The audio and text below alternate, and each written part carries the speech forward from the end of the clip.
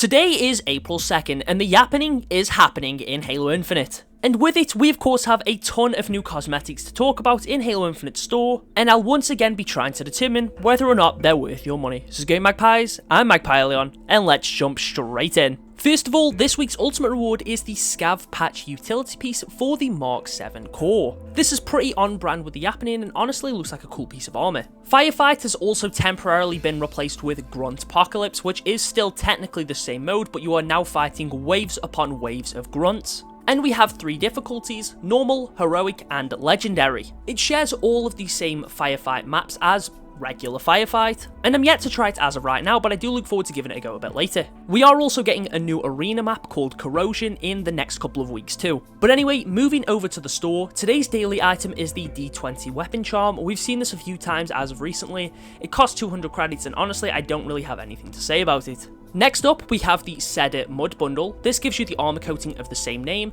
and the Feet First weapon charm. The bundle costs 600 credits, which is a 200 credit reduction from its usual price point. And although it's not my personal favourite, I do think this one would work well for some ODST builds. Anyway, now we can move on to the new stuff, and there is a lot more than I expected. And although some of these cosmetics are absolutely phenomenal, somehow I feel in a lot of cases the prices may have gotten even worse. Starting off, we have the Children of Tish bundle. This gives you the armor coating of the same name, which is a nice gold and red with a red undersuit.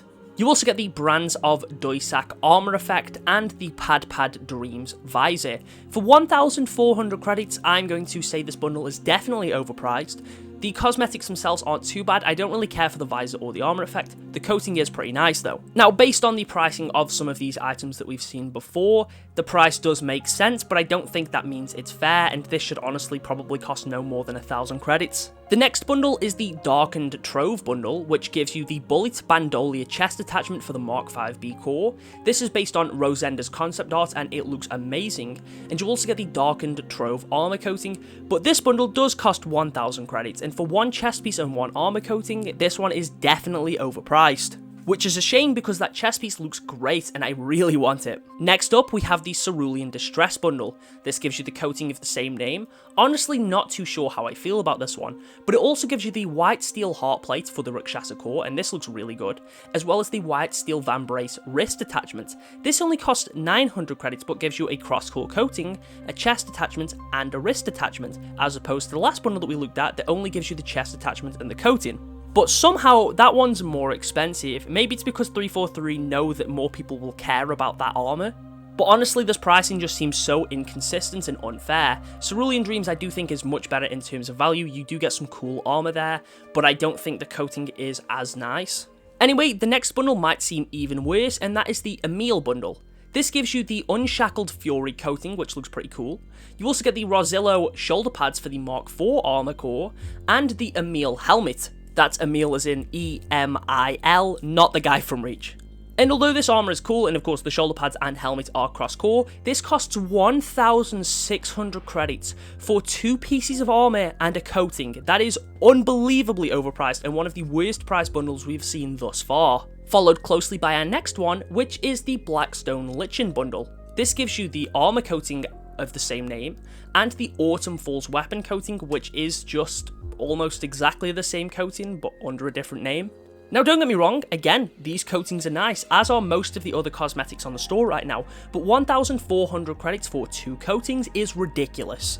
And next up, we have the Theodore bundle. This costs 2,000 credits and gives you the Pax chest attachment for the Mark IV core.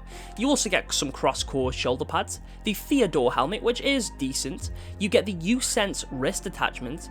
There's also some more knee pads for the Mark IV core, and the Snowblaze armor coating. Again, some of the cosmetics here are decent, but 2,000 credits is absolutely ridiculous for the cosmetics you're getting here. If I got that coating for the weapons and vehicles too, then maybe I could try and justify it, but based on the overall quantity of things here, it really isn't worth it. You get 7 items. The next set is Cestus. This gives you the helmet of the same name alongside its paired attachments.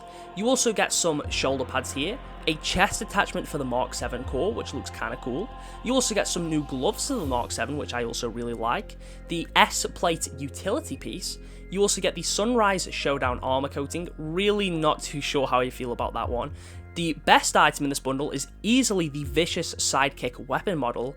The fact that it gives the sidekick this banished look I think makes it look really cool. You also get Glibnub's Deal weapon coating and the Frozen Conflict visor, but this bundle does cost 2,400 credits. As a whole, I think some of the cosmetics here are better, but to my understanding this doesn't really give you anything more than what the Grimghast bundle did, and that only cost 2,000, so the fact that this costs so much is really bizarre.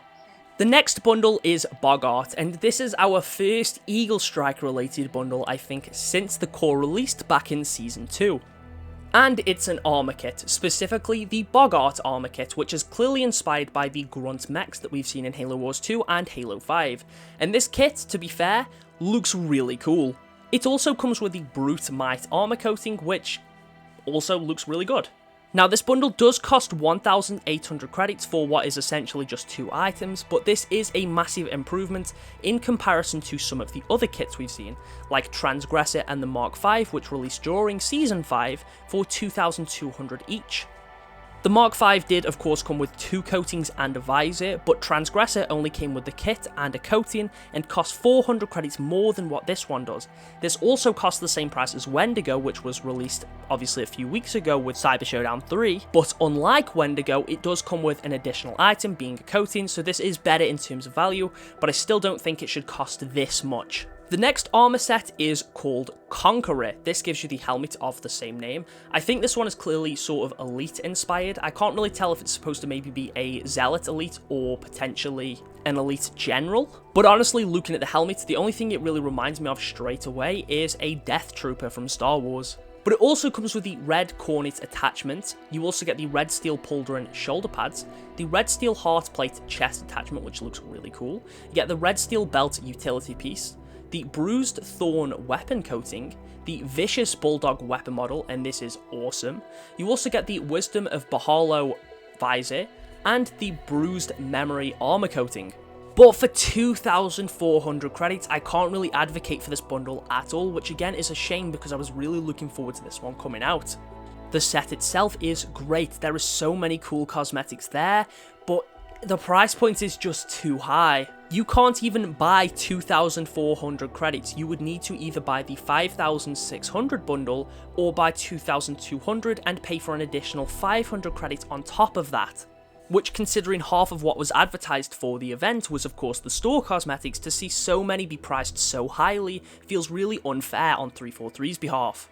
Anyway, we're not done yet, as the next bundle is Salvage Rights, and this gives you the Vicious Spanker weapon model, which again, just like the other banished weapon models, it looks great. Now, don't get me wrong, I would actually prefer if these were new additional weapon variants. Maybe this could be a blend of the Spanker and the Ravager, that would be really cool. But as far as some of the prior weapon models we've had, these are easily the best.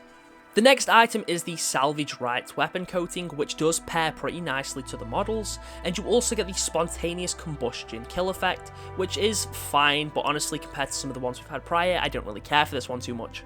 And again, for 1,600 credits, the same as various armor sets, this is really stupid. The next armor set is Taskmaster, which cost 1,600 credits, the same as the prior bundle, but unlike that only gives you 3, this gives you 8 items. You get the Taskmaster helmet, which is clearly Brute inspired. It also comes with the blue cornet helmet attachment, the blue steel pauldron shoulder pads, which are some of my favourite from this event. You also get the blue steel heart plate chest attachment, the blue steel rip rail utility piece, the Cerulean Expression armor coating. I'm not a huge fan of this one, but you do also get the blue steel gloves. And again, overall, this is a pretty solid bundle in terms of the cosmetics that are available, but compared to that 1,600 credit price point, I really can't get behind this one. If it was 1,200, like a lot of the armor sets we were getting back in Season 2 or late Season 1, then I could justify this much more. Even maybe 1,400 credits at a push, but 1,600 is simply too high.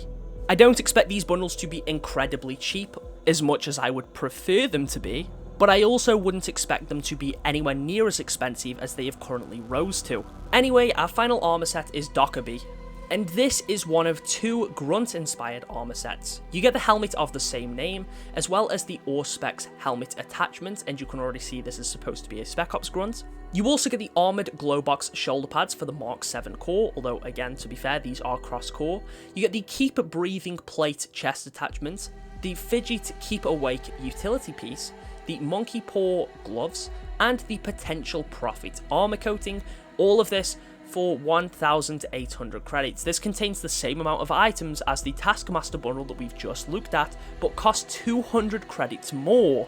To put it lightly, it simply does not make sense. Now you can get both of the prior 2 armor sets that I've just spoken about, alongside the Salvage Rights bundle, in the Brands of Balaho Super Bundle, which costs 3,600 credits, gives you those 3 bundles alongside some additional items, being the armor effect that shares the same name of the Super Bundle, and the Rhythm and Ruin Mythic Effect set.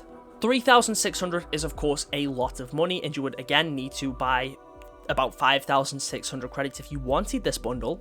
But if you do plan on getting either of the prior 2 that I've mentioned, then I would just get the Super Bundle instead, as you would realistically be saving yourself quite a bit. With that being said, the vast majority of these new armor sets I can't really vouch for. The best one in terms of value for the amount that you pay is probably Cerulean Distress, because although sure that does only come with 3 items, you would only need to buy 1,000 credits in order to get that. Which does also apply to Darkened Trove, to be fair, but at least with Cerulean Distress you would be left over with an extra 100. Not that I think that's going to buy you much in this economy. Anyway, I did mention that Dockerby is of course one of 2 grunt-themed armor sets, and that's because the other one will be available in the Yappening 2 event pass. And the armor set in that is Grunt Mule inspired, with most of the cosmetics being centered around the Mark 7 core. Unfortunately, unlike the past 2, the event pass doesn't release until the ultimate reward reset, so I can't really capture the footage of it yet, but I did do a video recently talking about all the stuff. Granted, by the time this shop video is out, the event probably would have already released, and you can probably view all that yourself. But my point is, in that there is also still some cool Banish-themed cosmetics, so if you do like the Banish-themed stuff, you don't need to spend money to get any of it. So since the Yappening obviously started today, for this week's Spartan of the Week, I wanted to see your best Banished builds. And first of all, we have a submission from Tyrant King 1 with this awesome Rikshasa Spartan that almost looked like Noble 6 had joined the Banished side. And we also have a submission from Exis, making great use of crosscore to create an almost arachnid-like Spartan. Anyway, if you want the chance to be featured as Spartan of the Week, make sure to join the Discord. I'll leave a link to that in the pinned comment. Thank you all for watching, and I'll catch you all in the next one.